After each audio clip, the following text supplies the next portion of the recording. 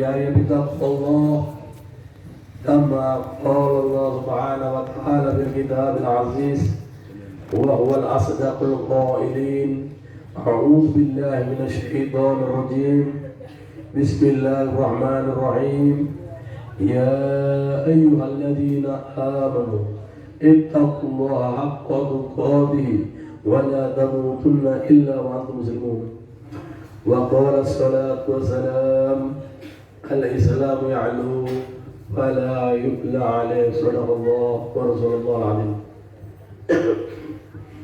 Para jemaah yang dirahmati Allah, marilah pertama-tama kita panjatkan puji syukur kehadirat Allah, yang mana alhamdulillah pagi ini kita masih diberikan nikmat iman, nikmat Islam, dan kenikmatan menuntut ilmu. Sungguh hal yang langka pada saat ini. Berapa banyak orang-orang yang mengaku mukmin tapi tidak diberikan nikmat iman. Berapa banyak yang mengaku Islam tapi tidak diberikan nikmat Islam. Dan berapa banyak yang memberikan kesehatan dan lapang waktu tidak bisa datang untuk ke majelis ilmu. Bersyukurlah dengan nikmat yang kita beri Allah. Ya ikhwanul kiram fiddin rahimakumullah. Allah Subhanahu wa ta'ala berfirman di dalam kalimat yang indah.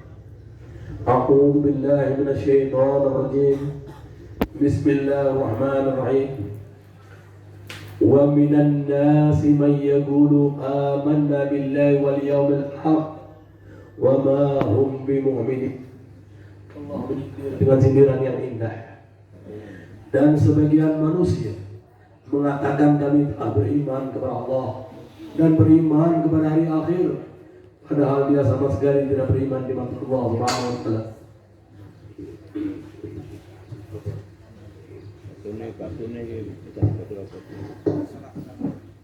Kenapa tidak dikatakan tidak beriman kepada Allah? Karena istilah di Indonesia imannya hanya sekedar iman ikut-ikutan, iman keturunan, dan Islamnya Islam KTP. Bahkan kadang-kadang menjadi seorang yang berpangkat, menjadi seorang yang kaya, menjadi seorang yang pergi haji, tetapi imannya tidak melekat kepada dirinya, Islamnya tidak melekat kepada dirinya, apalagi kesempatan menuntut ilmu hilang karena diambil oleh Allah Subhanahu wa taala. Ya ma'asyiral muslimin rahimakumullah. Allah Subhanahu wa taala mengangkat Rasul untuk menyampaikan satu berita, untuk menyampaikan satu dakwah agar manusia terlepas dari azabnya Allah Subhanahu wa taala. Kalau tidak dikirim Rasul, nanti kita di akhirat mengatakan, ya Allah, kenapa tidak ada Rasul? Sehingga kami tidak tahu apa maksud dan kehendak-Mu ya Allah. Maka keadilan Allah dikirimnya Rasul untuk menyampaikan risalah Allah, dan Rasul untuk menyempurnakan kalimat-kalimat yang tidak terdapat di dalam Al-Quran, dan Allah serta Rasul untuk mempermudah umat dalam menyampaikan risalah. Ada beberapa contoh perumpamaan yang diberikan. Ada di dalam Al-Quran contoh manusia yang ingkar yang dikatakan seperti keledai yang membawa kitab. Ada yang diberi contoh mereka seperti kera karena tidak taat kepada Allah. Ada yang diberi contoh seperti nyamuk atau lalat. Maka Rasulullah SAW di dalam menyampaikan ayat yang tadi saya sampaikan, wa minan nas yaqulu amanna billahi wal yawmil akhir wa ma hum bimu'minin. Sebagian manusia mengatakan beriman kepada Allah, beriman kepada hari akhirat, tapi pada dasarnya mereka sama sekali tidak beriman. Mari bapak-bapak dan ibu-ibu lihat apa makna iman yang dikatakan oleh Rasulullah. Siapakah orang-orang mukmin? Rasulullah SAW memberikan perumpamaan orang mukmin ada banyak sekali. Di dalam hadis ada banyak sekali. Yang satu yang diriwayatkan oleh Abu Dawud, Al-mu'min mir'atul mu'min. Seorang mukmin harus bisa menjadi cermin bagi orang mukmin yang lain. Orang mukmin harus bisa menjadi penilai, contoh kepada orang mukmin yang lain. Kalau saya ketemu Bapak, saya harus bisa mencontoh bagaimana kelebihan Bapak yang ada. Bapak melihat apa yang saya miliki, Bapak harus mengambil contoh daripada saya. Kenapa disebut cermin? Tidak ada orang yang memakai cermin kecuali untuk merapihkan. Orang ambil kaca, fungsi kaca untuk merapihkan, bukan untuk membuat kerusakan. Ibu-ibu akan berdandan pakai cermin. Bapak-bapak akan sisir rambut pakai cermin. Bahkan akan pakai baju pun disesuaikan dengan cermin, sudah rapih atau belum. Maka orang mukmin wajib merapihkan orang mukmin yang lain. Orang mukmin ketemu orang mukmin, kontrol di mana kekurangan rapi. Kita ambil dari kerapihan orang yang ada. Cermin memiliki sifat yang luar biasa. Cermin memiliki sifat yang luar biasa. Pertama adalah jujur. Coba kalau yang mencermin, yang ngilu, yang lihat di kaca, orangnya gemuk, keluarnya gemuk. Gemuk, cermin tidak pernah bohong. Yang ngaca berjenggot, keluarnya berjenggot. Yang ngaca berjerawat, keluarnya berjerawat. Maka orang mukmin wajib memiliki sifat yang jujur, shadiq. Bagaimana mengaku mukmin sehingga mereka tidak jujur? Orang yang tidak jujur adalah orang yang dikatakan nifaq, orang-orang munafik. Maka selain cermin untuk merapikan, cermin adalah untuk mengajarkan kejujuran. Kedua, cermin tidak pernah membuka orang lain. Kalau subhanallah, saya habis melihat cermin mengaca, terus Maulana datang mengaca, enggak bilang tadi Ustadz Said baru ngaca, yang ngaca akan lari. Karena apa? Cermin menutup kerahasiaan orang lain. Man satarul aibul mu'min satarul aib fil mahsyar. Barang siapa menutup kekurangan orang mukmin, Allah akan nutup kekurangannya di padang mahsyar. Maka orang yang mengambil orang menjadi cermin, kalau melihat ada orang yang dilihat banyak salah. Umpama di daerah Sengon ada orang yang suka mencela orang. Ada orang yang subhanallah senangnya ngerumpi, orang yang senangnya namimah. Maka orang mukmin yang melihat, yang pertama kali kewajibannya tidak meniru perbuatannya dan mendoakan agar dia dilepaskan dari sifat namimah. Karena apa? Orang mukmin tidak ingin dia masuk surga, orang mukmin yang lain tidak masuk surga. La yu'minu ahadukum hatta yuhibba li akhi kama yuhibbu li nafsihi. Tidaklah sempurna iman seorang mukmin kecuali mereka menyayangi orang mukmin seperti dirinya. Kalau kita tahu satu hadis yang bermanfaat untuk orang mukmin, bukan untuk disimpan, tetapi untuk disampaikan. Inilah yang diajarkan oleh Islam. Selain mukmin adalah cermin itu untuk merapikan, dia jujur, amanah, dan dia tidak membuka aib. Dan yang ketiga adalah amanah. Cermin diberikan apapun yang kita pasangkan, dia akan tetap menjaga sampai kapan. Coba di cermin kasih kastok, kasih tasbih, tasbihnya dijaga, nggak dipindah. Yang pindah adalah orang yang melihat cermin. Ini menunjukkan apa? Orang-orang mukmin adalah orang yang memiliki sifat amanah. Dalam surat Al-Anfal ayat 27, Allah menyindir kepada orang-orang mukmin. Allah mengatakan, janganlah engkau menjadi orang-orang yang mengkhianati Allah, mengkhianati Rasul, dan mengkhianati orang-orang mukmin atau amanah yang diberikan kepada kamu, sedangkan kamu mengetahui. Ya ma'asyiral muslimin wa jumratus shalihin rahimakumullah. Contoh yang kedua, perumpamaan yang diberikan oleh Allah, oleh Rasulullah lebih indah. Mas'alul mu'minina kannahal. Perumpamaan orang mukmin seperti lebah.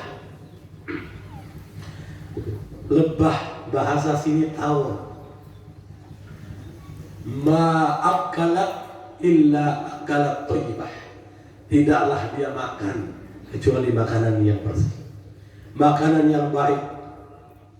Jazakumullah khairan.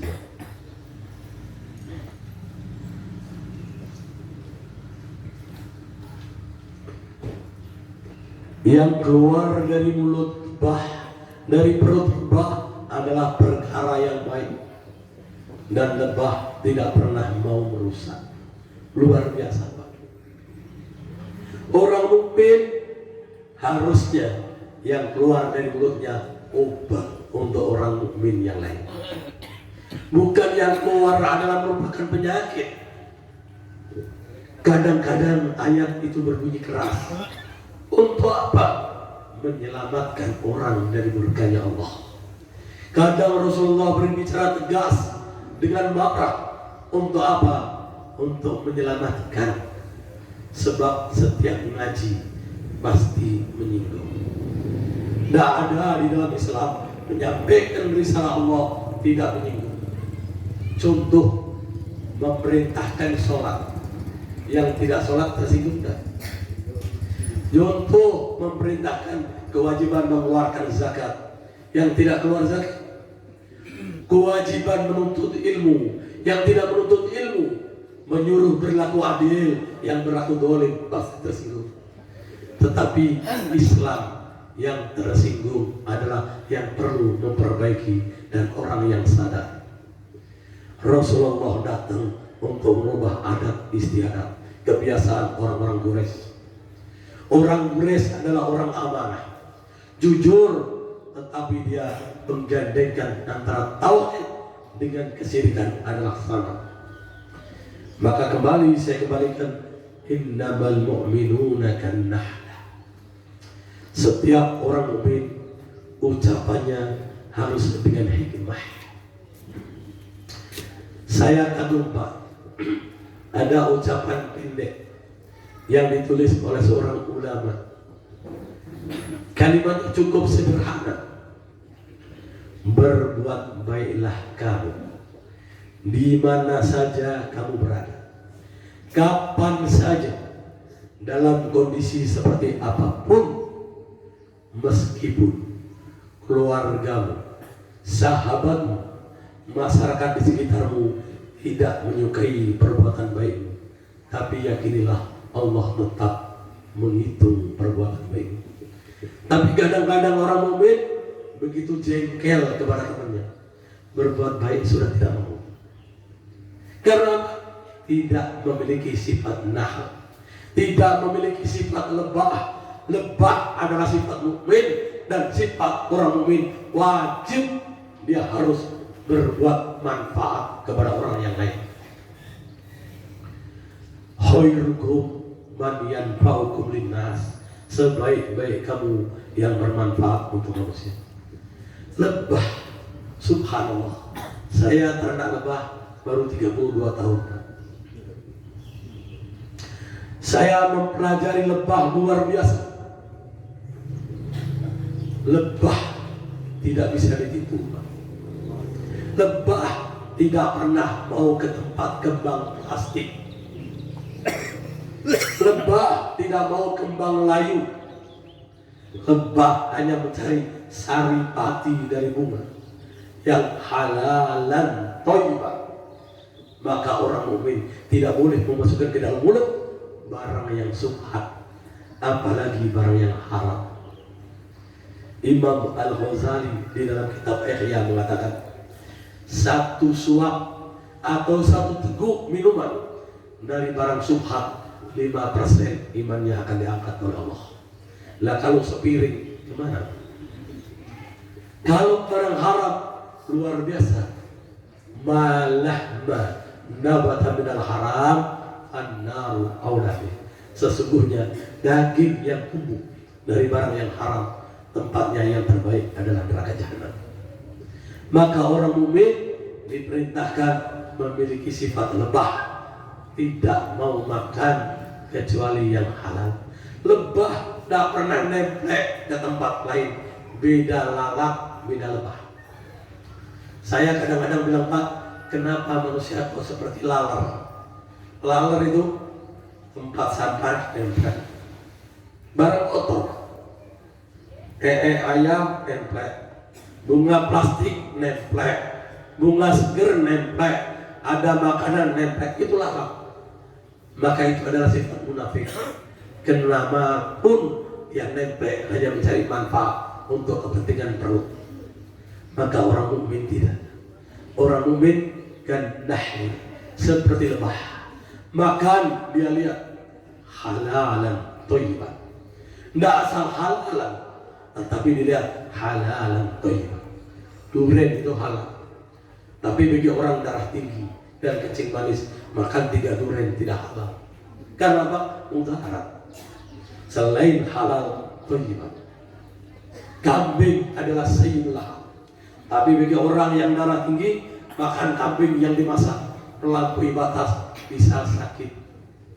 Maka makan yang halal dan yang baik menurut porsi yang dibutuhkan oleh tubuh. Kedua, lebah memiliki sifat yang luar biasa. Yang keluar dari mulut, dari perut lebah, syifa'u warahmah, obat dan kasih sayang. Maka kenapa orang Islam ketemu orang Islam yang lain, pertama kali diperintahkan memberikan salam. Salam merupakan kedua dan saling untuk memberikan kasih sayang. Berangkulan orang mukmin ketemu orang mukmin, menggugurkan dosa yang ada. Karena apa? Timbulnya rahmah. Maka orang mukmin harus menjadi obat bagi orang mukmin yang lain. Obat ada kalanya pahit, obat ada kalanya tidak enak, tetapi apabila mereka disikap, dimakan, akan menjadikan kesehatan yang luar biasa. Kadang melihat sifat orang mukmin ke masjid terus, hati kita tidak enak. Kenapa? Hati kita masih sakit. Jangan salahkan orang yang ke masjid, iri dengan orang yang ke masjid. Melihat ada orang berinfak, iri dengan orang yang berinfak. Saya iri dengan Ustaz Abu Bakar Basir. Demi Allah, saya setiap hari berusaha menandingi. Sama saja Umar tidak bisa menandingi Abu Bakar As-Siddiq. Jauh amalan saya dengan Ustaz Abu Bakar As-Siddiq. Ustaz Abu Bakar Basir. Setiap ketemu orang, dia berbicara indah. Anda seorang mukmin, kewajiban Anda menyelamatkan orang mukmin yang lain. Negara ini tidak diatur dengan Islam, maka wajib Anda ingatkan agar orang-orang yang ada di negara ini selamat dari azab Allah. Dia kirim surat ke presiden, kirim surat ke DPR, ke kepala polisi, mengatakan nikmat Allah yang diberikan kepada Anda, jangan sampai Anda jadikan hal yang tidak mensyukuri nikmat. Kemarin 17 Agustus beliau dipaksa untuk ke upacara, dia berbicara indah, kemerdekaan harusnya disyukuri. Nikmat Allah, negara ini merdeka, tidak dijajah oleh kafir dan hartanya dirampas. Tetapi mensyukuri kemerdekaan harus mengikuti cara yang Allah berikan, nikmat syukur. Tanpa menjalankan perintahnya Allah, berarti kita tidak mensyukuri kemerdekaan. Apa maknanya kita mengatakan cinta Pancasila, sedangkan kita tidak berkomitmen Pancasila adalah berketuhanan yang esa, Tuhan yang esa hanya Allah. Kenapa kita tidak mengambil hukumnya Allah? Luar biasa. Ustadz Abu sanggup ngaji 12 jam tidak berhenti. Berhentinya sholat dan makan. Saya belum kuat lebih dari 3 jam. Ngaji 3 jam saya sudah berhenti. Ustadz Abu 12 jam. Ustadz Abu sholat malam, dia sanggup paling pendek Al-Mulk dan Al-Kafi rakaat pertama. Kita melihat masjid-masjid sholat raweh, sholat malam, kadang-kadang kul huwallah dan kul ya kapan dia akan menikmati rasa suara. Maka Ustaz Abu, yang keluar dari mulutnya adalah obat yang kadang-kadang orang lihat iri, tidak bisa menandingi. Tapi kalau bisa menandingi, betapa indahnya. Umar iri kepada Abu Bakar karena infaknya Abu Bakar.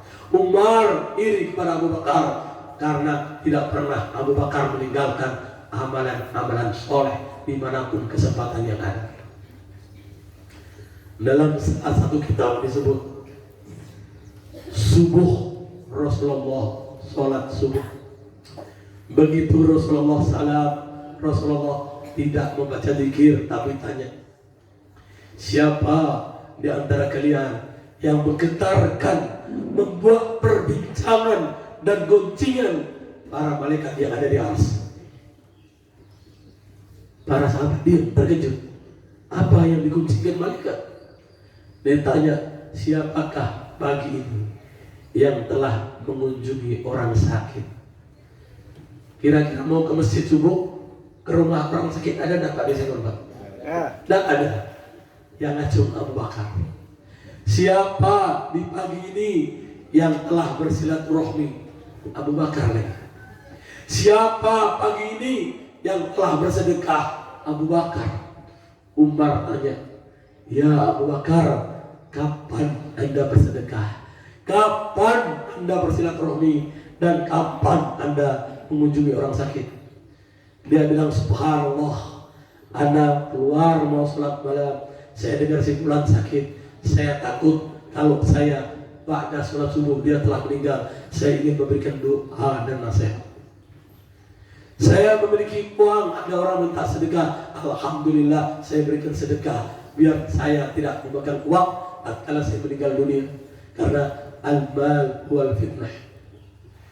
Saya mau mengunjungi orang sakit, saya bersilaturahmi, saya takut Abdullah anak saya dan istrinya terlambat sholat subuh, saya ketuk rumahnya.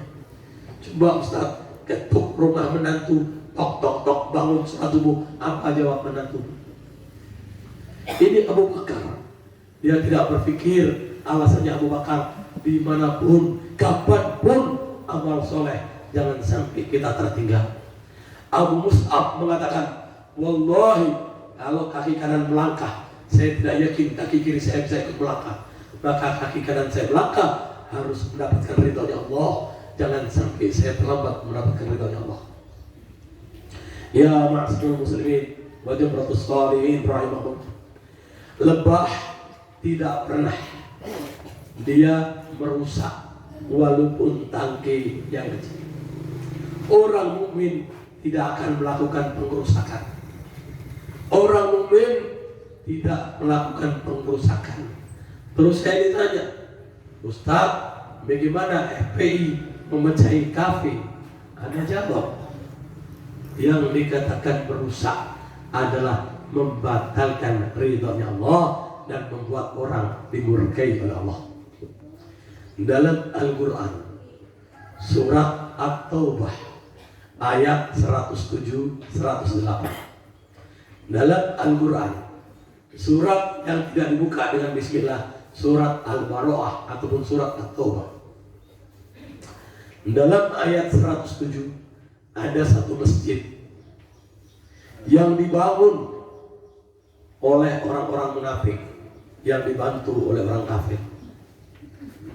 Alasan membangun untuk kebaikan, tujuannya memecah belah orang mukmin, membuat kemungkaran. Maka Allah memerintahkan Rasul untuk merubuhkan dan menghancurkan masjid serta membakar masjid. Notabene untuk sholat, dibuat maksiat, diperintahkan dihancurkan. Tempat maksiat karaoke, kira-kira untuk dikirnya Pak, mana yang lebih afdol untuk dihancurkan, masjid atau tempat karaoke? Kalau Allah memerintahkan apapun yang akan menimbulkan kemudaratan kepada akidah umat Islam harus dihancurkan, maka itu yang dilakukan oleh FPI. Waktu saya menjadi Dewan Syuro FPI, saya paham FPI tidak pernah menghancurkan tempat maksiat kecuali 3 kali mengirim surat. Umpama di Singon ada tempat maksiat, karaoke, dan tempat minum arak. FPI ngirim surat ke tempat itu, ngirim surat ke lurah Sengon, ngirim surat ke Polsek Sengon, ngirim surat ke Koramil Sengon, bahwa di tempat ini ada kemaksiatan. Kewajiban bapak-bapak membubarkan. Kalau bapak tidak bertanggung jawab amanah karena ada kerusakan, ada keresahan, kewajiban polisi dan TNI, maka rakyat akan ambil alih. Seminggu masih tetap karaoke karena di backup oleh polisi. Kirim surat lagi, suratnya ke rumah itu, dikirim lagi ke Polres, surat yang di Polsek dislampirkan dan ditulis, sudah kami peringatkan Polsek. Dikirimnya ke Kodim, disampaikan surat yang ke Koramil sudah saya kirim. Dikirimnya ke Camat, Lurah Sengon, sudah kami ingatkan. Tetap tidak ada. Yang ketiga baru dikebur, karena Islam mengatakan marroha minkum wal yughayyir biyadihi. Tapi kita masih melakukan dengan nasihat dulu, dengan peringatan dulu, bukan langsung dengan kekuasaan. Ini yang dulu pada waktu saya di FPI. Saya pegang lagi sekarang Laskar Gempa. Gempa, setiap ada lesing yang merampas barang orang Islam, dia hanya bilang, kembalikan motornya atau mobilnya, atau Anda saya masukkan rumah sakit. Merampas punya orang Islam adalah wajib dipotong tangan dan kaki. Kalau dia bilang, oh kami diperintah kantor, dihajar oleh anggota saya. Dia tidak pikir dia dipenjara, tidak dipenjara, tetapi menyelamatkan orang Islam. Itu bukan merusak. Yang dikatakan merusak, aroki. Sampai saya bilang, kalau ada polisi yang masih punya akal sehat, Koramil punya akal sehat, nggak usah bilang punya agama. Agamanya mau apapun bebas. Dia mengaku orang Indonesia. Perempuan disuruh menyanyi joget telanjang di karaoke, apa itu beradab? Apa guna Pancasila, peri kemanusiaan yang adil dan beradab, kalau rakyatnya dijadikan rakyat biadab? Suami orang pegang-pegang perempuan di karaoke, apakah itu beradab? Apa guna Hari Kartini diperingatkan kalau perempuannya dijadikan pelacur di negara ini? Ya, ikhwanul kiram fiddin rahimahullah.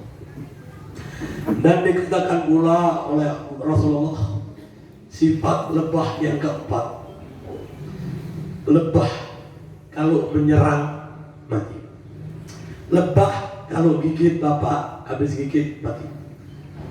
Tapi lebah jangan diganggu. Orang Islam pantang diganggu. Kalau lebah dipukul, lebah akan menyerang. Walaupun dia mati, dia rela untuk mempertahankan harga diri dan kemuliaan. Itu lebah. Beda lalat. Lalat ada 10, tepuk mati 2, yang lain tidak marah. Tapi coba lebah pukul 1, pukul kandangnya, Anda sembunyi di bawah air, ditunggu di atas. Dia rela mati. Maka orang Islam, kalau yang diganggu pribadi, harta, boleh ikhlas. Yang diganggu syariat, haram memaafkan, karena bukan milik orang Islam, tapi milik Allah yang orang Islam diamanahkan untuk menjaga. Ya ikhwanul kiram fiddin rahimahullah.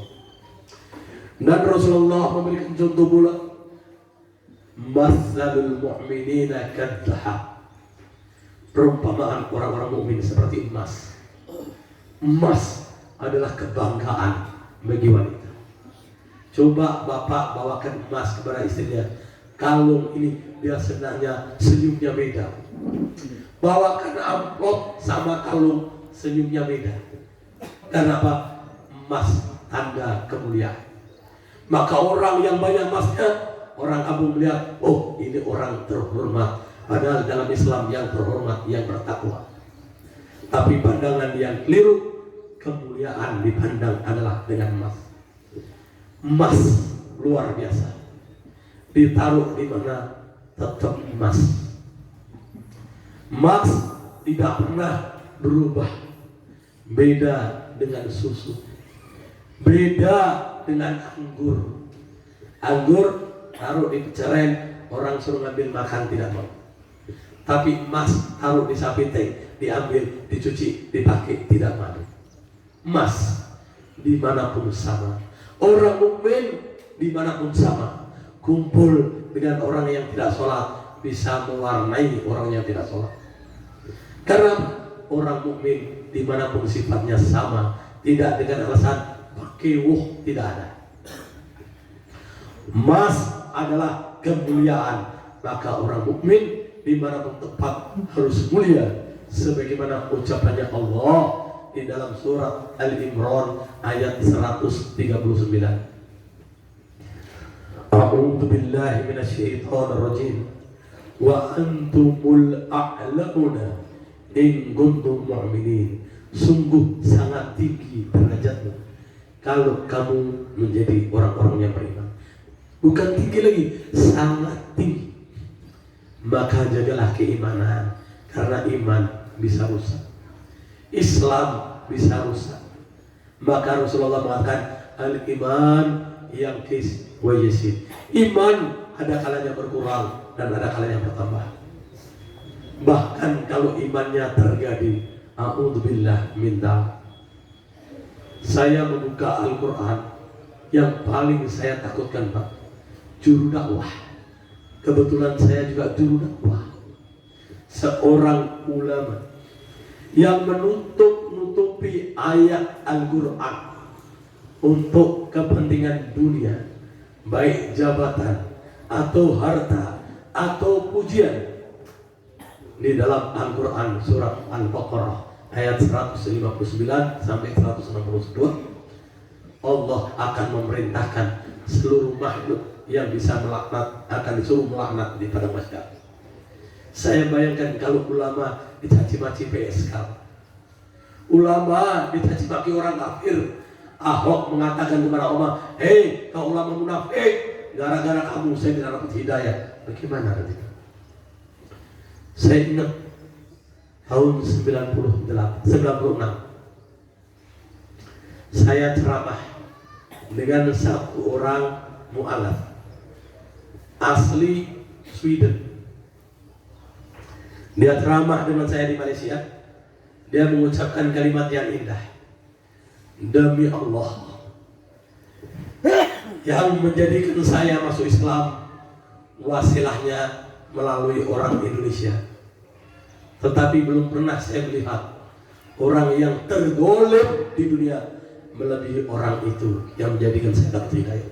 Saya terkejut. Saya orang Indonesia, dia bicara seperti itu. Langsung saya bilang, tolong di muka umum jelaskan. Dia memberikan wasilah untuk dapat hidayah atau menjadi seorang mukmin dan ahli jannah. Kok Anda katakan dia orang yang zalim? Di mana zalim? Dia bilang, saya duduk dalam satu pesawat dari Sweden ke Belanda 8 jam. Sebelah saya orang Indonesia. Saya tidak punya agama. Tengah-tengah perjalanan dia ngobrol, tanya siapa nama. Saya jawab nama saya. Terus saya tanya, bapak namanya siapa? Dia jawab namanya Salahuddin. Habis itu dia tanya, apa agama saya? Saya bilang saya tidak punya agama. Saya hanya pecinta bola. Lah apa agama bapak? Islam. Dia tidak menjelaskan apa itu Islam. Bukankah seorang Islam diperintahkan tuballighu anni walau kana ayat? Sampaikan yang kamu dengar dariku walaupun satu ayat, kata Rasulullah. Dia tidak membiarkan saya paham Islam. Bagaimana dia kelak akan diminta bertanggung oleh Allah? Padahal dakwah adalah kewajiban mereka. Wa man ahsanu da'a ilallah. Siapakah yang lebih baik kecuali mengajak berseru di jalan Allah? Dia diam. Saya turun, saya kecewa, saya sakit hati. Saya pergi ke masjid, saya tanya, apa itu Islam? Dijelaskan. Sampai saya paham, saya masuk Islam. Saya tidak akan melupakan kebaikan ucapan dia penyebab saya masuk Islam. Mudah-mudahan Allah mengampuni kedoliman dia tidak mau menyampaikan Islam kepada saya. Kadang di sini menyampaikan sholat sunnah, malu. Orang salah sholat menyampaikan, malu. Bagaimana kelak pertanyaan Allah? Orang mukmin seperti emas, dibawa kemana sama saja, emas tetap emas, tidak berubah. Dan emas punya keistimewaan, kalau dipanaskan, dilebur, dijadikan cincin, dijadikan galung, timbangannya tidak berubah. Emas tidak pernah berkurang. Maka Islam mengajarkan mata uang terbaik adalah emas, karena tidak akan pernah ada riba. Tidak kurang, Pak. Tapi coba yang lain, sekalipun madu dipanaskan kurang. Apa saja dipanaskan meleleh, timbangannya kurang, kecuali emas, luar biasa. Rasulullah mengatakan orang mukmin dimanapun juga tidak boleh berkurang di dalam amal. Ali bin Abi Thalib mengatakan, apabila hari ini saya sama dengan hari kemarin, sungguh saya orang yang merugi. Maka harusnya amalan saya hari ini lebih baik daripada hari kemarin, barulah saya beruntung. Itulah orang mukmin. Tidak ada kurangnya. Kalau bapak kemarin Ramadan tadarus penuh, bapak kemarin kurban, bapak kemarin infak para pesantren, sekarang bapak bilang pasar sepi, bapak tidak berinfak atau kurangkan, maka itu bukan memiliki sifat orang mukmin, kata Allah Subhanahu wa ta'ala. Orang mukmin tidak pernah takut kekurangan harta. Orang mukmin tidak akan pernah takut dicela orang yang mencela. Orang mukmin hanya mencari ridhonya Allah Subhanahu wa ta'ala.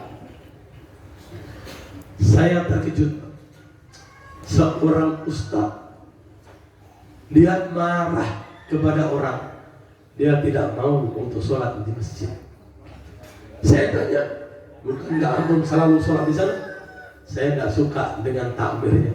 Dosanya masjid apa? Ustaz itu meninggalkan masjid hanya gara-gara takbir. Orang mukmin marah dengan orang mukmin lebih 3 hari, Allah tidak ridho. Ini sampai nggak mau masuk ke masjid. Tahu tetangganya kelaparan karena sakit hati, memberikan bantuan mau tidak, bahkan memberikan yang jauh. Kurban kemarin, ada beberapa kawan saya di Malang membuat satu panitia kurban. Dari jamaahnya ada 4 yang tidak disukai, dianggap tidak perlu dia, padahal kerjanya tukang becak. Kurbannya lebih baik diantar ke Pekalongan, tolong bagikan ke Pekalongan, karena di Malang sudah orang itu datang ke Pekalongan. Saya tanya, loh, kurban Malang sudah? Demi Allah kami tidak diberi. Saya telepon panitianya, kenapa dia tidak diberikan? Kami tidak suka. Coba, amal soleh kok tidak suka? Berbuat surga nggak suka. Saya takut kalau dia dimasukkan surga, melihat orang yang tidak suka, ya Allah, aku tidak suka sama dia, pindahkan saya. Apa milih neraka? Orang mukmin dimanapun tetap beramalnya tidak berubah. Dan kata Rasulullah, ingatlah, emas bila dipanaskan berubah menjadi merah. Orang mukmin bila dipanasi, bila disakiti akan menjadi marah, bukan marah karena pribadi, marah karena syariat yang dihinakan. Rasulullah kalau yang dihinakan dirinya, dia diam. Rasulullah para sahabat tidak pernah marah kalau pribadinya yang diganggu, tetapi tatkala syariat yang diganggu, Rasulullah luar biasa. Sampai seorang wanita Ansor yang diabadikan di dalam surat Al-Imran ayat 100, Nisa ayat 108. Tumbah seorang bangsawan Ansor, dia mencuri alat perang punya orang lain. Begitu yang kecurian lapor kepada Rasul, mulai Tumbah dan saudaranya bilang, dia melapor kepada Rasul, takut nanti wahyu turun, dibuang tempat orang yang paling miskin, dilempar ke rumah. Dibilang Tumbah tidak mungkin mencuri, yang mencuri lihat orang miskin itu. orang miskin itu diadili oleh Rasulullah. Nggak punya saksi. Kata Rasulullah, saya tahu Anda benar, tetapi keadilan di dalam hukum, nahnu nahkum bidzahir wa hisabu ilallah. Mintalah pertolongan Allah. Nggak lama begitu diguncing karena orang miskin itu, Allah tunjukkan yang mencuri adalah tumbal. Maka orang-orang Ansor nangis tobat karena ancamannya Allah.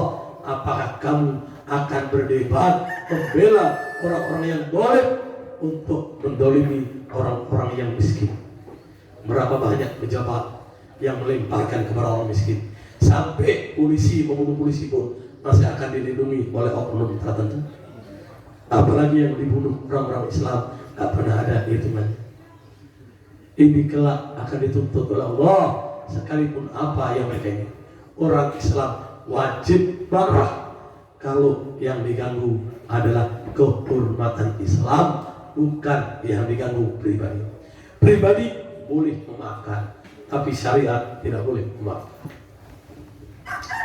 Di wilayah Batam ada masjid dibangun, kiai marah, nggak boleh bawa masa, diberi dana oleh orang kafir dan oknum partai kafir untuk mendemo jangan dibikin masjid. Di Brebes masjidnya nggak boleh dibeli, akhirnya tanahnya dibuat karaoke, bahkan oknum yang sesat dari Banser malah menjadi keamanan karaoke. Ini bukan sifat orang mukmin. Orang mukmin kalau yang diganggu syariat, yang diganggu agama, dia akan marah, rela mati untuk kepentingan Islam, bukan rela mati untuk kepentingan pribadi. Demo BBM rela korban, demo syariat Islam dilarang, tidak ada.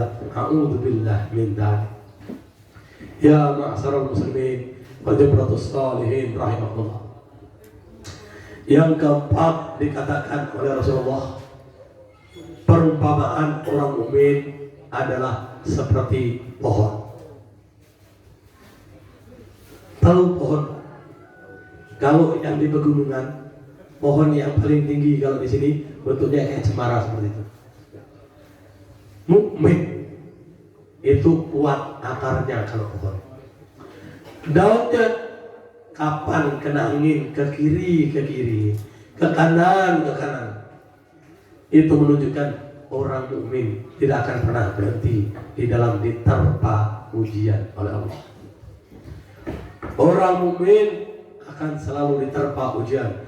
Maka Rasulullah mengatakan, seberat-berat ujian ditimpakan kepada para rasul dan nabi.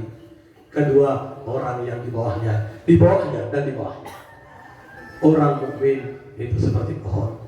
Pohon di atas bukit, akarnya tetap, digoyang angin, tidak pindah. Itu pohon itu kalau ada angin besar, pindah kemana itu? Pohon kalau digoyang jalan enggak? Enggak. Orang mukmin istiqomah. Istiqomah di dalam beramal. Ujian apapun akan menimpa. Karena ujian itu pasti dan tidak mungkin orang mukmin tidak diuji. Dalam surat Al-Ankabut, Allah menyindir kepada orang mukmin. Ahasiban nasu ayyaqudu amanna fahum la yuftanun. Apakah akan aku biarkan manusia mengatakan kami telah beriman padahal belum kami uji? Waktu diuji imannya seperti apa? Kalau diuji kita imannya istiqomah, maka kita seperti tanaman pohon yang tinggi, pasti ujungnya daun kena angin ke kiri dan ke kanan. Kalau di tanah lapang, kadang bisa ke barat, ke timur, ke utara dan ke selatan karena goncangan dari mana-mana akan ada. Orang mukmin tidak akan pernah berhenti dari ujian. Dalam surat Al-Baqarah, satu-satunya ayat surat yang Rasulullah meminta pertolongan Allah dalam ujian. Tidak pernah dibuka di dalam maulid Nabi. Dalam maulid Nabi, Rasulullah diludahi mendoakan ngasih roti. Rasulullah dilempari mendoakan, tapi buka dalam surat Al-Baqarah ayat 214. Allah Subhanahu wa taala mengatakan begini, menyebutkan dengan kalimat yang berat. Apakah kamu mengira kamu akan dibiarkan saja masuk surga? Falamma ya'tikum matsalul ladzina min qablikum, padahal kamu belum diuji seperti orang-orang sebelum kamu. Allah menyebutnya indah. Am hasibtum an tadkhulal jannah. Apakah kamu, oh saya mukmin, salat 5 waktu di masjid, haji, umrah, dan saya bersedekah, berarti saya berhak masuk surga? Apakah itu? Kata Rasulullah, Allah menyebutkan ucapan Rasul, sebelum kamu diuji seperti orang-orang sebelum kamu, masathumul ba'sa. Alhamdulillah itu kita tidak dapat. Diberi kemelaratan yang paling melarat. Saat miskinnya orang Indonesia masih lebih indah daripada orang yang diuji oleh Allah dengan bangsa. Gubernur bajunya hanya punya 2, satu yang tidak ada tempelannya, yang satu tempelannya penuh. Satu untuk berhenti sholat, satu untuk menemui. Lah ibu-ibu bajunya berapa? Bapak-bapak bajunya berapa? Orang Arab di kampung kami, keturunan Arab, kalau mau kondangan harus ganti baju baru. Sebulan ada manten 5 minta duit butuh kelamin 5. Pak Derendi Khadijah meninggal, bajunya yang paling baik, yang paling necis, tempelannya 92. Ada yang 177. Coba Ustaz, istrinya kasih baju tempelan 3 jalan-jalan. Ini menunjukkan apa? Ujian melarat, makan tidak ada, pakaian tidak punya, tapi mereka masih istiqomah, tidak meninggalkan masjid, tidak meninggalkan majelis ilmu, tidak meninggalkan untuk berdoa kepada Allah, dan tidak meninggalkan untuk bersilaturahmi. Saya heran, hujan sedikit tidak berangkat ke masjid. Kenapa tidak ke masjid? Hujan. Kalau tidak datang ke majelis taklim, gerimis, udan redek dan hutan teko. Maksiat datang, majelis taklim gerimis. Ini bukan sifat seorang mukmin. Orang mukmin tetap istiqomah kayak pohon, walaupun diterpa hujan, diterpa apapun.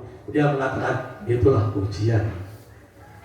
Dan dikatakan pula orang-orang mukmin itu dalam ujian yang pertama dalam surat Al-Baqarah, masathumul ba'sa, kita katakan Nabi Muhammad minta, ya Allah jangan berikan umat-umati kelaparan, diterima oleh Allah. Jadi jangan khawatir, bapak-bapak, ibu-ibu pesantren yang tidak ada donatur tidak akan pernah santrinya tidak makan, dijamin oleh Allah. Rezeki santri telah ditentukan oleh Allah. Maka janganlah kita menggantikan iman hanya untuk kepentingan perut. Yang kedua, buat doroy, ini berat. Ujian yang akan diberikan Allah, kesulitan. Sulit didik anak, sulit didik istri, sulit ngejak ngomong suami, sulit ngadepi mertua, belum lagi sulit dagang. Coba kalau punya anak, anaknya beli, kira-kira sakitnya kayak apa? Ngalor ngidul, belum doakan anak saya. Saya kaget di Filipina, Pak. Seorang ayah yang takut diadab oleh Allah karena dia seorang mukmin. Saya kagum.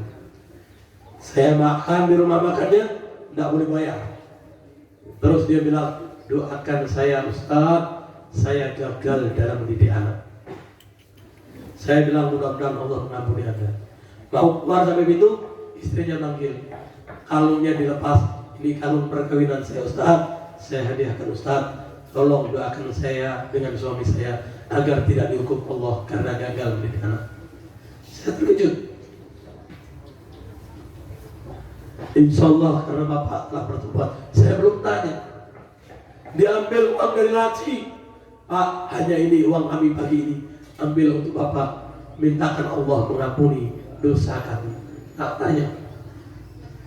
Maaf Pak, Ibu berapa punya anak? 3. Coba ya Pak, orang tua ini bilang gagal mendidik anak.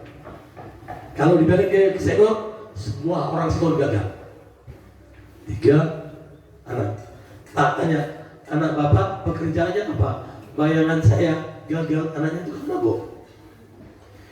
Anak saya yang besar dokter spesialis terbaik se-Filipina. Anak kedua orang terkaya nomor 2 di Filipina. Orang ketiga kontraktor terhebat di Filipina. Di mana gagalnya Bapak dan Ibu dalam mendidik anak? Anak saya tidak ada yang hafal Quran. Kalau sholat dapat sop depan itu jarang. Coba Ustaz, lihat berapa banyak orang dikasih sop depan tidak mau. Ini anaknya gagal dapat sop depan, bapaknya takut diadab, ustadznya sop di bawah kipas di belakang, tidak takut diadab. Ini perbedaan orang. Diuji oleh Allah karena innama amwalukum wa auladukum fitnah. Sesungguhnya harta dan anak merupakan ujian bagi kamu. Ya ikhwanul kiram fiddin rahimahullah. Kalau kita mendidik istri kok repot, mendidik anak repot, tidak perlu repot. Wudu, sholat. Kalau yang repot ekonomi, maka kita tingkatkan ibadah. Saya setiap ada santri bilang, Ustaz, anak kok punya utang. Saya jawabnya enteng, Pak. Berarti amal solehmu kamu kurangkan. Kedua, imanmu mulai kamu rusak. Kan kalau dibilang, santrinya dibilang amal solehmu tidak terima Pak. Tidak usah. Anda sholat subuhnya tetap, duha, qiyamul lail. Tak tanya, apakah Allah pernah berbohong? Mungkinkah Allah berbohong? Allah menyebut di dalam surat An-Nahl ayat 97. Man amila sholihan min dzakarin aw untha wa huwa mu'minun lanuhyiyannaka hayatan thayyibah. Barang siapa beramal soleh, laki-laki atau perempuan, sedang dia beriman kepada Allah, sungguh kehidupannya di dunia akan aku beri kehidupan yang baik.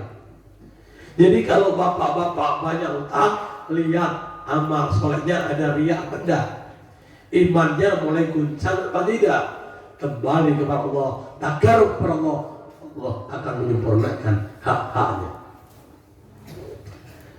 Dan ujian yang ketiga yang Rasulullah sampaikan, wazulzil, guncangan.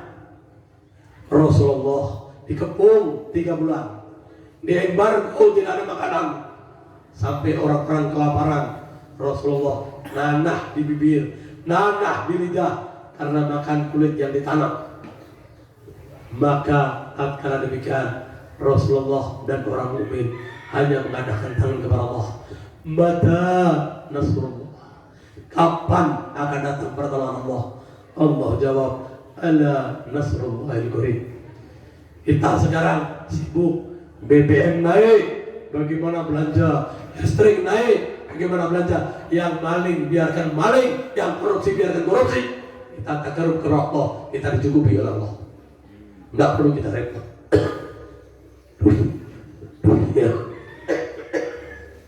Dunia milik Allah. Serahkan saja kepada Allah. Kita akan dijamin oleh Allah Subhanahu wa taala. Cecak tidak bisa terbang, nyamuknya datang minta dimakan. Kenapa orang mukmin tidak dapat rezeki? Tidak mungkin. Ya ikhwanul kiram fiddin rahimahullah. Dan dikatakan pula dalam surat Al-Baqarah ayat 155. A'udzu billahi minasyaitonir rajim. Bismillahirrahmanirrahim. Wa lanabluwannakum bi syai'in minal khawfi wal ju' wa nafsi minal amwali wa anfusi wa thamarat wa basyiris sabirin.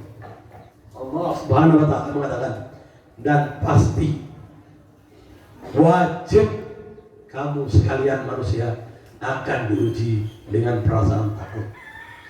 Takut tidak bisa menyekolahkan anak, takut tidak bisa menikah, takut tidak bisa punya rumah, takut tidak bisa bekerja. Padahal itu semua hanya ujian yang diberikan Allah, dan Allah telah menjamin selama kita beramal soleh tidak akan pernah ditutup. Contoh yang gampang, Ustaz. Anak di sini, ya, kira-kira kalau 3 tahun berapa juz? 3 tahun tahfidz berapa juz? Hafal berapa juz? Atau 6 tahun? 6 tahun berapa juz? Hafal. Kalau anak lulus SD 6 tahun berarti SMA 30 juz sudah hafal. Lulus SMA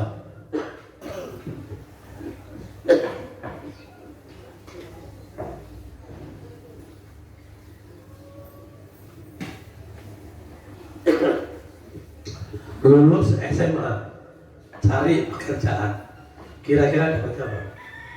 Bisa dapat manajer enggak? Ya, datang ke tempat perusahaan, nih ijazah SMA, saya mau kerja, kira-kira dapatnya apa? Karyawan, pangkatnya apa? Kuli. Nah, kalau 30 juz, daftar ke masjid, daftar ke majelis taklim, saya hafal 30 juz, diterima jabatannya apa paling kecil, Pak? Imam, pemimpin. 30 juz, nggak ditanya ijazah. Ini ijazah nggak aku. Bapak-bapak sibuk memikirkan ijazah anak, seolah-olah ijazah adalah segala-galanya. Alhamdulillah bisa ikut paket. Zaman dulu tidak ada ijazah, tapi kiainya adalah berkah. Kita dibikin rasa takut, takut anak tidak bahagia, takut anak tidak punya ilmu, takut anak miskin. Padahal semua jaminan Allah Subhanahu wa ta'ala. Yang kedua, takut lapar. Padahal tidak mungkin lapar. Tidak ada di Sikon, ada orang 2 hari tidak takut. Nabi Muhammad 3 hari 3 malam dan istrinya tidak makan. Nabi berapa banyak sahabat yang 15 hari tidak ada makanan. Kita tidak pernah tidak makan. Paling-paling kurang lauknya, kurang lauknya masih makan. Ini akan diberikan takut lapar, takut kekurangan harta, pasar sepi, ngerumpi. A'udzubillah min dzalik. Siapa yang mengatur rezeki? Siapa yang mengantarkan rezeki? Apakah malaikat salah memberikan rezeki? Sampai dituduh sebelah gara-gara pakai dukun, gara-gara kesubihan.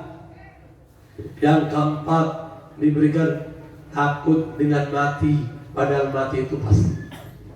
Coba kalau ada orang sengon sakit, bawa ke rumah sakit. Kalau kamar isinya 4, masuk pagi, siang sebelah sini mati, sore sebelahnya mati lagi, malam satu mati. Apa bayangan keluarga semaya-maya? Bilang, jangan-jangan saya mati. Padahal tahu ajal tidak akan maju dan tidak akan mundur. Tapi rasa takut ini sampai-sampai awas COVID, corona, jangan ke masjid. A'udzubillah min dzalik. Tapi ke Indomaret tidak dilarang, ke pasar tidak dilarang, ke pabrik diwajibkan. Mana banyak orang di pabrik dengan orang di masjid. Ini karena apa? Dibuat takut. Dan Allah Subhanahu wa ta'ala menjelaskan dengan indah. Diberi lagi takut kekurangan buah-buahan, maknanya dagangan kita. Tapi Allah memberikan kabar gembira, wabasyiris sabirin, berikanlah kabar gembira bagi orang yang sabar. Orang-orang yang sabar dengan ujian Allah, Allah akan berikan doa dan Allah akan berikan rahmat bagi orang-orang yang sabar dengan ujian Allah. Mudah-mudahan yang pendek ini sebagaimana waktunya saya diberikan 60 menit, ini lebih 30 menit. Saya minta maaf. Wassalamualaikum. Mari kita berdoa. A'udzu billahi minasyaitonir rajim. Bismillahirrahmanirrahim. Alhamdulillahi rabbil alamin. Hamdan wa bikum mazid. Allahumma shalli ala Muhammad wa ala ali Muhammad. Allahumma ahyina bil iman wa amitna bil iman wa syurna bil iman wa adkhilna jannata ma'al iman. Allahumma afina min kulli bala'i dunya wal adzabil akhirah wa syarri dunya wa syarril akhirah. Allahumma birahmatika ya arhamar rahimin. Ya Allah, ya Tuhan kami, janganlah Engkau tinggalkan kami walau sedikit pun. Janganlah hati dan pikiran kami untuk mengatur kami, ya Allah. Bimbinglah kami dengan rahmat-Mu, bimbingkan kami dengan anugerah-Mu, ya Allah. Jangan Engkau biarkan kami mengikuti hawa nafsu kami, ya Allah. Ya Allah, jadikanlah keturunan-keturunan kami, istri kami, suami kami, keluarga kami qurratul a'yun, yang menyejukkan pandangan kami, ya Allah. Dan janganlah mereka Engkau jadikan yang menjadikan kegelisahan kami di dalam rumah tangga. Ya Allah, tuntunlah kami ke jalan ridha-Mu. Jangan Engkau biarkan kami mengikuti nafsu kami, ya Allah. Ya Allah, jauhkanlah kami dengan orang-orang yang jauh dari ridha-Mu. Janganlah Engkau kumpulkan kami dengan orang yang Engkau murkai, ya Allah. Ya Allah, bila kami salah, saudara kami salah, ingatkan, ya Allah. Ampunilah dosa-dosa kami dan masukkanlah kami ke dalam surga-Mu, ya Allah. Ya Allah, ya Tuhan kami, mudah-mudahan majelis kami Engkau berikan majelis yang Engkau ridhai. Anak-anak kami yang belajar mudah-mudahan mendapatkan anak yang saleh dan orang yang kita keluarkan harta untuk kepentingan Islam, agar Engkau ganti, ya Allah, dengan ganti kebaikan keluarga kami. Ampunkan dosa-dosa keluarga kami, ya Allah. Ya Allah, ya Tuhan kami, berikanlah kami dari majelis ini pulang adalah dengan membawa dosa-dosa kami hilang, tetapi penuh dengan ampunan-Mu, ya Allah. Rabbana atina fid dunya hasanah wa fil akhirati hasanah wa qina adzabannar. Wa akhiru da'wana alhamdulillahi rabbil alamin. Wassalamualaikum warahmatullahi wabarakatuh.